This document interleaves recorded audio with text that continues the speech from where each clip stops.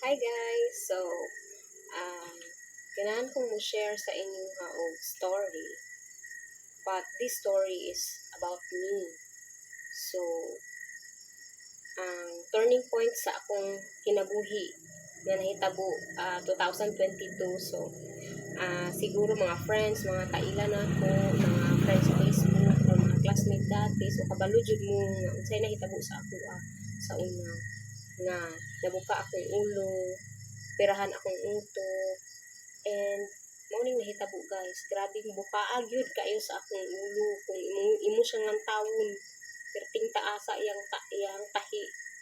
So inana so akong utok guys gioperahan. Napuno na nagklaro akong ulo na.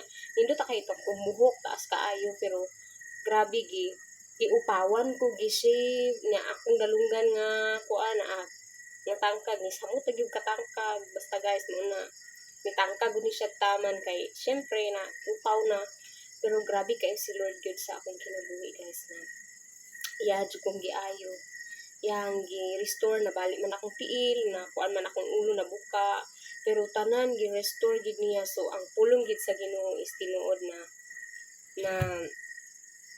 tanan nga panghitabo sa atong kinabuhi is na purpose. So ang purpose pod sa Ginoo is iya pong i-reveal sa imo ha.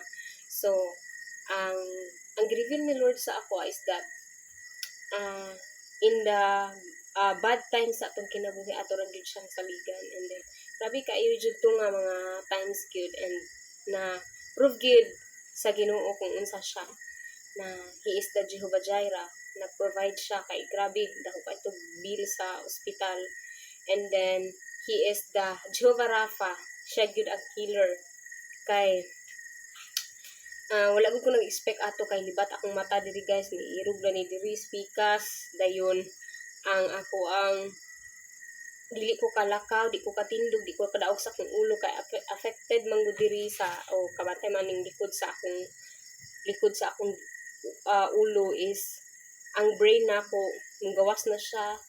So ang cerebellum ni siya guys na maoy nagrabihan. So kung lantawon nimo guys, grabe na ang doktor na possible daw kung mabuang, ma-amnesia or kuan daw kuno ang ako ang pangisip and dili daw mabalik ang mata. So all those negative things nga giistorya sa nila sa ako is wala na ako gidawat ang giingon sa doktor. Akong gisaligan gyud ang Ginoo na iya kong ayuhon na ang libat na kong mata iyang gibalik so gibalik niya guys dili na ko libat ha. And then ang ako ang tiil guys nabalik gud siya ang right ankle or ang tuo nga kanang ganing murag bukol-bukol sa kong tiil dapit kaning murag bukog nga nag connect sa ato ang tiil pababaw so dira nabalik. Pero grabe si Lord, mura na gulay na hitabo sa ako and then nakaingon ko sa Ginoo na grabe siya kay although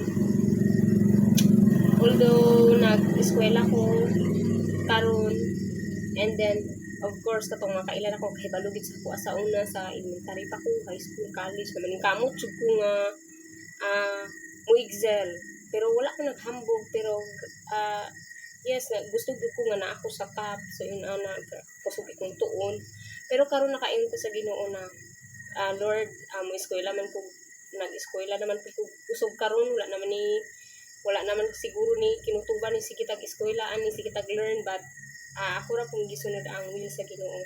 And then I was so shocked nga sa mga negative na gipang istorya sa mga tao nga kuan na siya kaya utok na pero mas kaya pamandain akong anay mga butang nga abi na to dili na to kaya but kaya diay nato but it's not our own strength but it is God's strength and